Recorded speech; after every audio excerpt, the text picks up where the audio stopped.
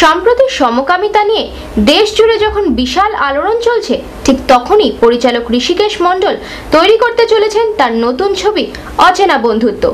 সম্প্রতি কলকাতার প্রেস ক্লাবে এক সাংবাদিক সম্মেলনে সমস্ত কলাকুশলীদের নিয়ে তিনি তার এই নতুন ছবির আনুষ্ঠানিক ঘোষণা করলেন।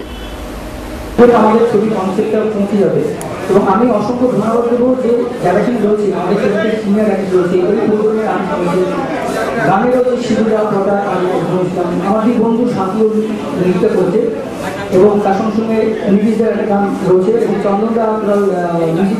অনুষ্ঠানে উপস্থিত ছিলেন উষসী চক্রবর্তী, সংঘমিত্রা ব্যানার্জি, তিস্তা দাস, প্রিয়ম সহ আরও অনেকে।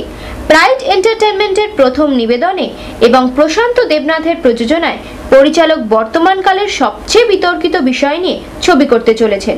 খুব শীঘ্রই ছবির কাজ শুরু হবে। মানুষের যে জেন্ডার আইডেন্টিটি, যেটা আমরা বলি সামাজিক লিঙ্গ পরিচয়, তাই নিয়ে যে কনফিউশন চতুর্দিকে, সেটাও খানিকটা প্রতিফলিত হবে এই ছবিতে। অসংখ্য ধন্যবাদ এরকম একটা সাহসিকতার পরিচয় দেওয়ার জন্য, এরকম একটা সুন্দর একটা টিম যেটা আজকের পরিস্থিতিতে, আজকের সামাজিক পরিস্থিতিতে একদম ম্যাচ করে যায়।